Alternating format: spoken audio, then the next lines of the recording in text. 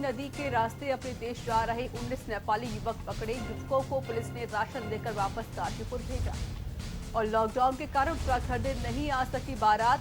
राज्य सीमा पर बने एक बस स्टॉप पर हुई शादी, दूल्हा बगैर दुल्हन के अपने घर वापस गया। आप देख रहे हैं के न्यूज, खबरों का सारथी।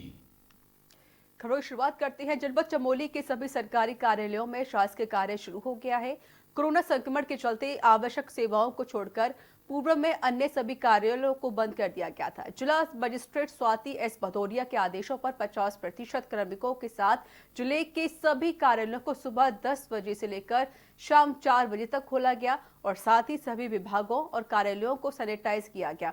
कार्मिकों द्वारा मास्क तथा फेस कवर के साथ ही शारीरिक दूरी रखते हुए शासकीय कार्य संपादित किए गए।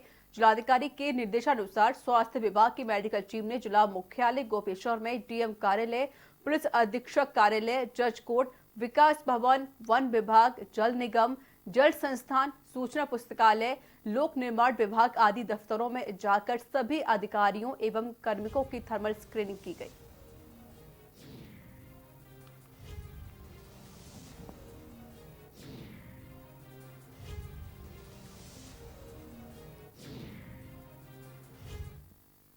कोरोना महामारी के दौरान लॉकडाउन के तीसरे चरण में राज्य सरकार के दिशा निर्देशानुसार विधानसभा अध्यक्ष सचिवालय खुलने पर अनुभाग सचिवालय और सभी अपर के अधिकारियों सहित कुल 33% कर्मचारियों ने कार्यालय पहुंचकर अपने शासकीय कार्यों को निपटाया।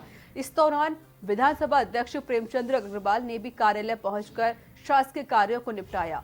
विधानसभा अध्यक्ष ने जानकारी देते हुए बताया कि विधानसभा में सभी अधिकारी सोशल डिस्टेंसिंग का पालन करते हुए अपने कार्यालय में मौजूद रहे और साथ ही सभी कर्मचारियों से राज्य सरकार द्वारा कार्यालयों के खुलने के दिए गए निर्देशों के अनुसार ही कार्यालय में कार्य करते हुए व्यवस्थाएं बनाने की अपील की गई।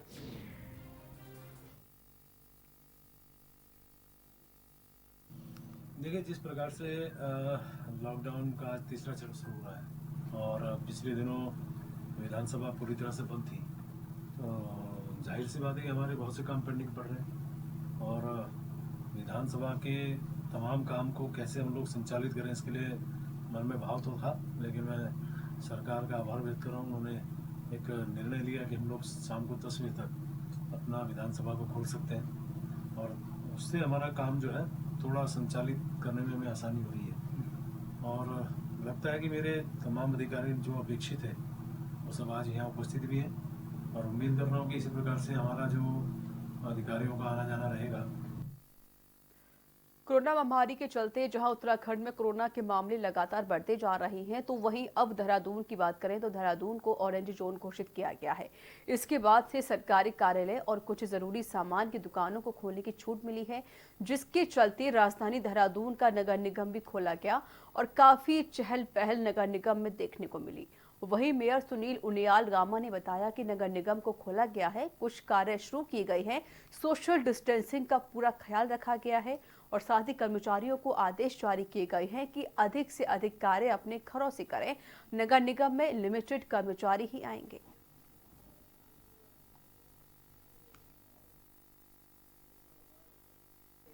निगम के कर्मचारियों को भी कहा गया है, जो बहुत ज़्यादा जरूरी है उनको ही बुलाया जा रहा है। उसके बाद सभी को कहा गया है कि घर से अधिक काम करना है।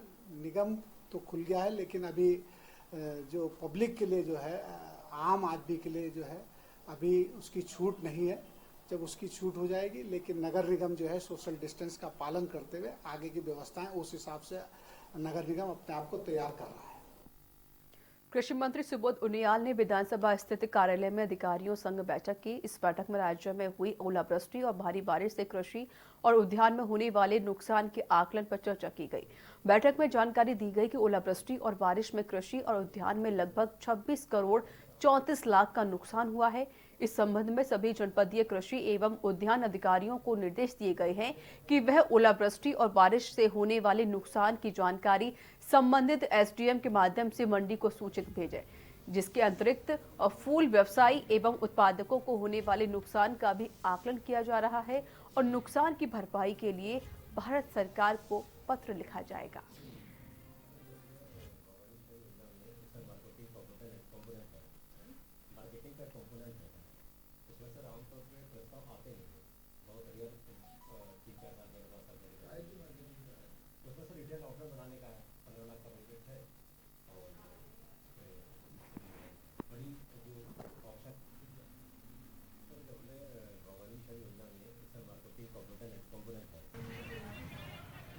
ये घंटाघर की वाइन शॉप, घंटाघर की वाइन शॉप में लाइन लगती हुई, बहुत लंबी लाइन लगी हुई, यहाँ से लेके रतनलाल शॉप तक लाइन है लगभग लंबी।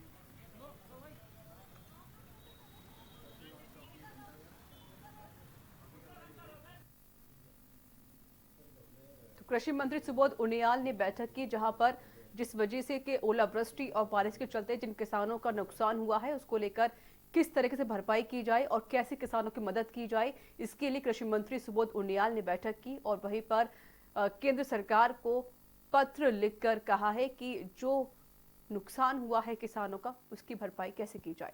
तो उत्तराखंड में शराब की दुकानों के खुलने के बाद बड़ी संख्या में लोगों की भारी भीड़ देखने को मिली है। खबरों वक्त एक छोटे से ब्रेक का हो चला है, ब्रेक के बाद जल्द हाजिर होंगे। आप देख रहे हैं के न्यूज, खबरों का सारथी।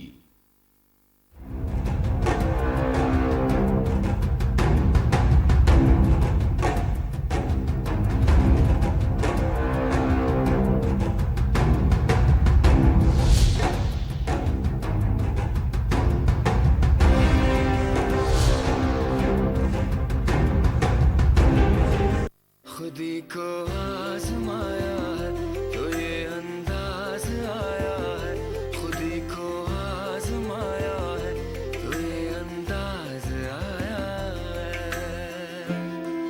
तुम में भी मैं हूं, शुद्ध प्लस पान मसाला। केबल ऑपरेटर्स जो पहुंचाते हैं आप तक हमारी हर बात, सजगता और समझदारी जिनकी है पहचान, जो है कोरोना योद्धा, जो है जिम्मेदार, इन कोरोना योद्धाओं को के न्यूज का सलाम। आप हैं तो हम हैं, आपके बिना हम कुछ नहीं। देश भर के केबल ऑपरेटर्स कोरोना योद्धाओं का के न्यूज की तरफ से हार्दिक अभिनंदन। कोरोना संकट काल में के न्यूज इंडिया की देशवासियों से अपील है कि हम जाति धर्म को भूलकर कोरोना को हराने में एक साथ खड़े हों, जरूरतमंदों की मदद करें। कोरोना के खिलाफ जंग में हम अपना योगदान दें। हम सब मिलकर लड़ेंगे और मिलकर जीतेंगे।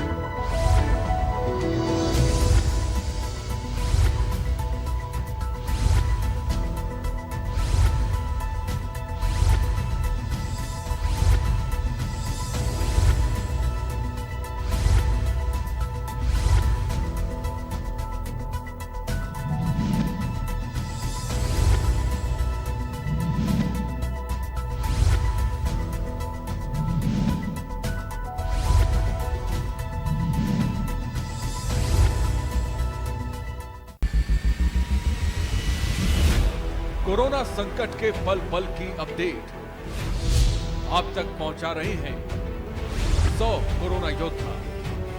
जुनेद अहमद, संजय विश्वकर्मा, आमिर रजा, मोहित कश्यप, मुकेश कुमार, संदीप शर्मा, संदीप गुप्ता, जहीर अहमद, सिद्धार्थ प्रताप सिंह, दिलदार खान, वरुण शर्मा, गोपाल वर्णवाल, सैयद सभी अब्बास, अर्जुन देव वार्ष्णे, अमित कुमार। न्यूज इंडिया सबसे बड़ी महामारी, सबसे बड़ी कवरेज। आप देख रहे हैं के न्यूज, खबरों का सारथी।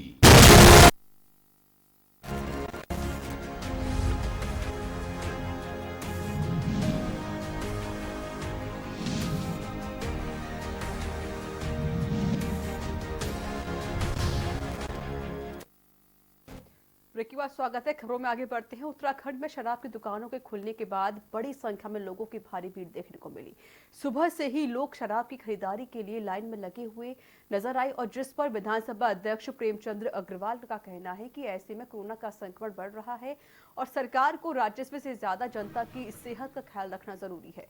राजस्व की चिंता जनता की सेहत के बाद होनी चाहिए और शराब की दुकानों में जो भीड़ लगी है और सोशल डिस्टेंसिंग का पालन नहीं हो रहा है, ऐसे में कोरोना वॉरियर्स की मेहनत व्यर्थ हो जाएगी और सरकार को अपने इस आदेश पर पुनः विचार करना चाहिए। देखिए, व्यक्तिगत रूप से तो मैं हमेशा शराब का पक्षधर कभी नहीं रहा और जैसा मैं भी अपने आवास से और अपने विधानसभा की तरफ आ रहा था, रास्ते में मुझे 2 शराब की दुकानें दिखी और जिस प्रकार से लॉकडाउन की जो सोशल डिस्टेंसिंग की हम बात कर रहे हैं और मैं धन्यवाद दे रहा हूं सभी का, तमाम लोगों ने जो है इस सोशल डिस्टेंसिंग का पालन किया। लेकिन आज तो मुझे थोड़ा अजीब सा लगा कि शराब जो व्यक्ति राशन जिनके पास नहीं है वो सरकार से मांग कर रहे हैं, हमारे संस्थाओं से मांग कर रहे हैं, हमारे से मांग कर रहे हैं। राशन के लिए, खाने के लिए पैसा नहीं है, शराब के लिए पैसा कहाँ से आ रहा है? मैं बहुत अचंभित हूँ। और ये ही यदि भावना उनकी है तो निश्चित रूप से सरकार को इस बारे में विचार करना चाहिए। लॉकडाउन 3 की नई गाइडलाइन के अनुसार दिनों के हिसाब से दुकानें खुलनी हैं, जहां शराब की दुकानों को खोलने की अनुमति दे दी गई है। शराब की दुकानें सुबह 7 बजे से लेकर शाम 4 बजे तक खुलेंगी। तो जल आबकारी अधिकारी ने बताया कि शराब की दुकान खुलने की अनुमति दे दी गई है और सभी को सोशल डिस्टेंसिंग का पालन करने की बात कही गई है।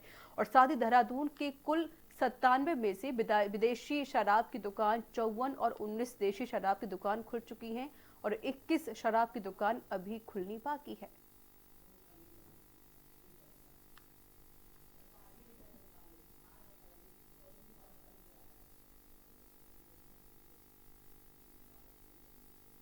की दुकानें खुल गई हैं, कुछ खुल गई हैं, कुछ अभी रह गई हैं और उसमें सोशल डिस्टेंसिंग का पूरा ध्यान रखा जा रहा है। अपनी तरफ से पूरी कोशिश की जा रही है। मास्क वगैरह, सैनिटाइजर वगैरह दुकानों में रखने के निर्देश दे दिए गए। तो कितनी दुकानें खुल पाई हैं आज के दिन? अभी हमारी जो है 27 दुकान करीब खुल गई हैं, अभी और खुलनी बाकी है। नैनीताल में अंग्रेजी और देशी शराब की दुकानों को सुबह 7 बजे से लेकर शाम 4 बजे तक खुलने की छूट मिलती है और दुकान में खोलने का हुजूम उमड़ पड़ा। इस दौरान सख्त हिदायत के बाद भी सोशल डिस्टेंसिंग का जमकर उल्लंघन किया जा रहा है। हालांकि पुलिस महकमे के लोग सोशल डिस्टेंसिंग के साथ काम करने की जिम्मेदारी निभाते दिखे, लेकिन लंबे अरसे से मैखाने की दुकानों का खुलने का इंतजार कर रहे लोगों ने ना तो कोरोना का डर था और ना ही पुलिसकर्मियों का। जिलाधिकारी द्वारा जिले को ऑरेंज जोन के तहत नई गाइडलाइंस को लेकर लोगों ने अपनी दुकानों को खोल दिया है, तो वही जारी गाइडलाइंस का उल्लंघन करने की कुछ अलग ही तस्वीरें देखने को मिली हैं, जिसमें दोनों ही तरफ से दुकानदारों दुकानों को खोलकर नियमों की धज्जियां उड़ाते हुए नजर आए हैं।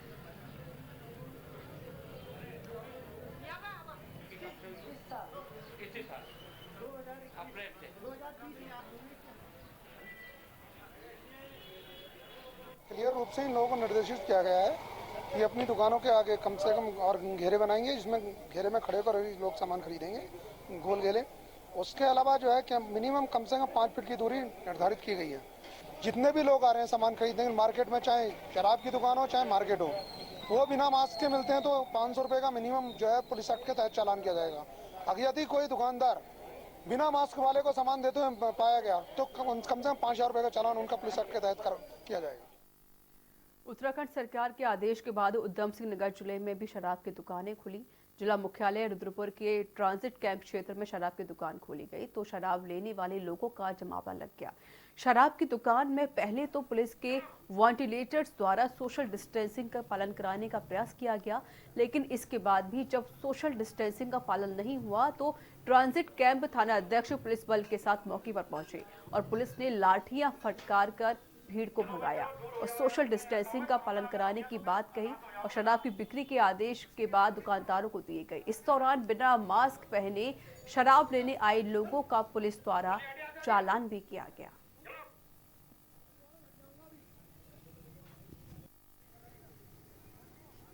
यहाँ पे ठेके पे थोड़ा जो है आज ठेका खुला था तो काफ़ी भीड़ भाड़ थी, इसलिए भीड़ भाड़ को हटाने की जब पता लगा कि भीड़ है तो सोशल डिस्टेंसिंग का ध्यान रखते हुए इन लोगों को हटाया गया और इनको दूर दूर किया गया कि अब सोशल डिस्टेंसिंग का ध्यान रखेंगे। 5 आदमी से ज़्यादा यहाँ लाइन में नहीं लगेंगे और 5-5 आदमी लग के धीरे धीरे जो है लेते रहेंगे। और इस बीच वक्त तक छोटे से ब्रेक का हो चला है। ब्रेक के बाद जल्द हाजिर होंगे।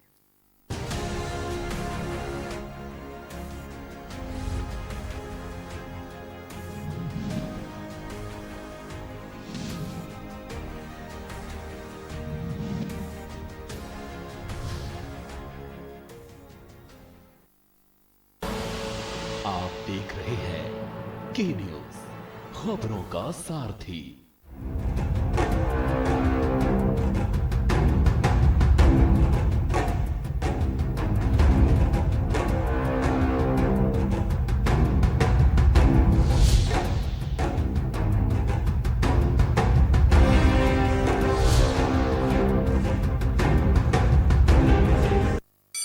Mount Litra Z School, Unnao, #1 in academics, #1 in sports, best teachers, best result, smart classroom, best transport facility, world class infrastructure के साथ Mount Litra Z School, Unnao।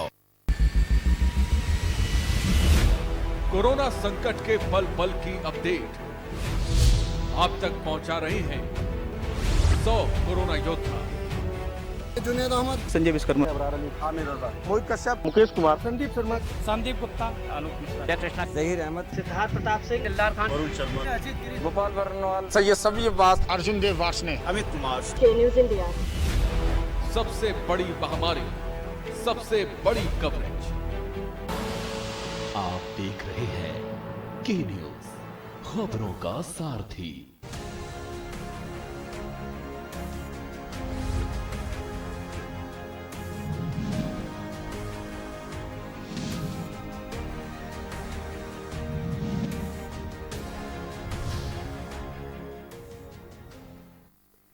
Break के बाद स्वागत है। खबरों में आगे बढ़ते हैं। उत्तराखंड में शराब की दुकानें खुलते ही सड़कों पर हुजूम देखने को मिला। अगर देखा जाए तो युवाओं और अस्पतालों में भी इतनी भीड़ देखने को नहीं मिली जितनी शराब की दुकानों पर थी। इस दौरान शराब की दुकानों से लेकर सड़क तक लंबी लंबी कतारें दिखाई दी। आप तस्वीरों में साफ देख सकते हैं कि किस तरह से लोगों का हुजूम शराब की दुकानों पर दिखाई दे रहा है। तो आपकी टीवी स्क्रीन पर ये 3 तस्वीरें हैं, देहरादून, रुद्रपुर और अल्मोड़ा, जहां पर शराब लेने के लिए लोगों की भीड़ देखने को मिली है।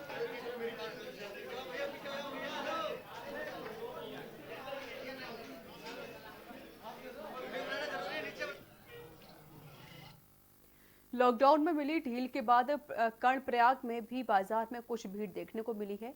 इस दौरान कर्णप्रयाग के उपजिलाधिकारी वैभव गुप्ता के साथ पुलिस की टीम ने बाजार जाकर व्यापारियों से कौन सी दुकानें खुली और कौन सी दुकानें बंद रहेंगी इसकी पूरी जानकारी ली गई और जो दुकानें आवश्यक नहीं थी उनको बंद करने के निर्देश दिए गए। जनता को बिना आवश्यक कार्य के बाजार न आने की बात कही गई है।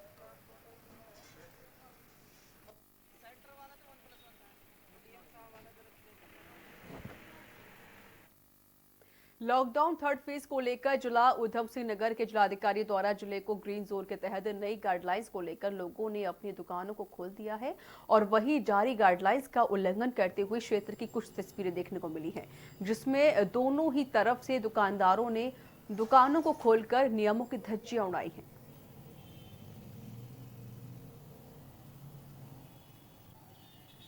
कल हमारा जो जिला है उधम सिंह नगर इसके संबंध में कल शाम माननीय जिलाधिकारी महोदय की ओर से गाइडलाइन जारी हुई है कि किस प्रकार से दुकानें खुली जाएंगी।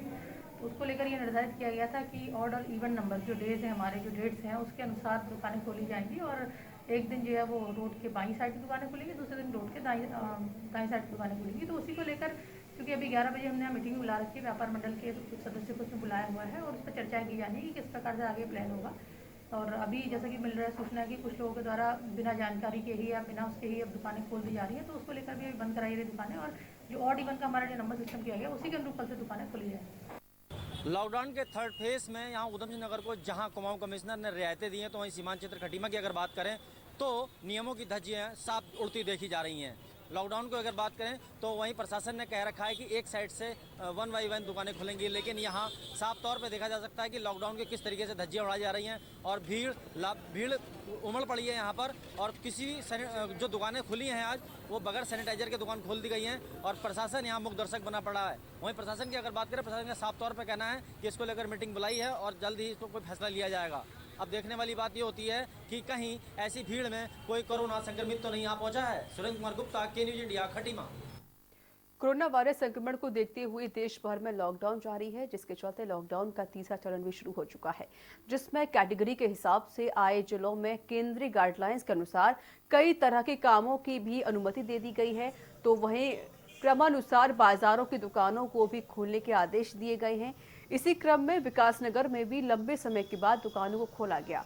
हालांकि इस दौरान कुछ जगहों को छोड़कर बाकी दुकानदार खाली ही बैठे हुए नजर आए, जबकि शराब की दुकानों पर दुकान खुलने से पहले ही सुबह 7 बजे से लाइनें लगनी शुरू हो गई थी, जिसका क्रम देर शाम 4 बजे तक ही बदस्तूर जारी रहा। इस दौरान इस शराब के शौकीनों ने सोशल डिस्टेंसिंग का बखूबी पालन भी किया, जिस वजह से शराब की दुकानों के बाहर सड़क पर लंबी लंबी लाइनें लगी हुई नजर आई और लोग अपनी बारी का इंतजार करते हुए भी नजर आए।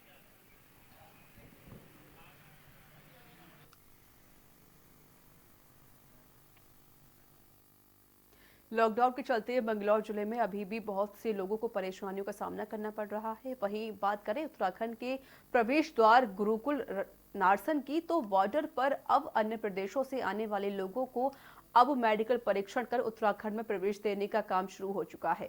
वहीं उत्तर प्रदेश के बिजनौर जिले के कुछ मजदूरों ने उत्तराखंड में प्रवेश कर पैदल अपने घर जाने का प्रयास कर रहे थे, जिसकी सूचना नारसन पुलिस को मिली तो उनका मेडिकल परीक्षण कर ई रिक्शा में बैठाकर उत्तर प्रदेश की सीमा पर छोड़ दिया गया। वहीं उत्तराखंड में प्रवेश करने वाले यात्रियों को भी मेडिकल परीक्षण करके उनके घरों पर भेजा जा रहा है।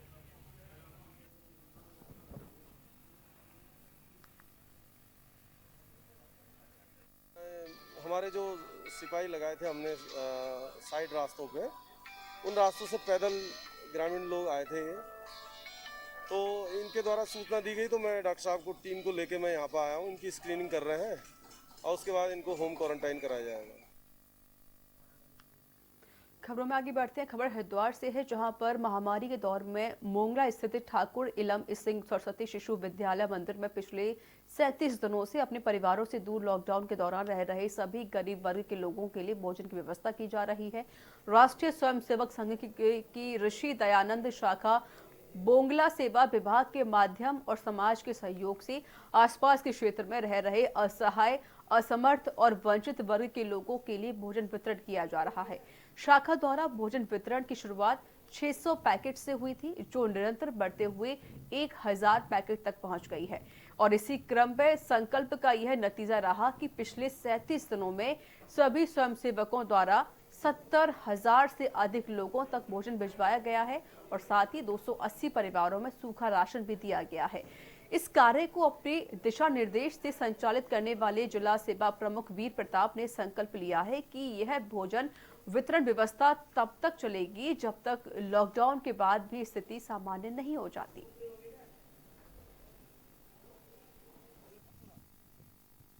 श्री दयानंद शाखा आत्मलपुर बोंगला द्वारा पिछले 28 मार्च से लगातार ये सेवा कार्य चल रहा है। माधव रसोई का हमने इसको नाम दिया है और पिछले 28 तारीख से 4 की शाम तक आज तक लगभग 70,408 लोगों को हम लोग भोजन वितरित कर चुके हैं। तो इसी के साथ उत्तराखंड के बुलेटिन में इतना ही। नमस्कार।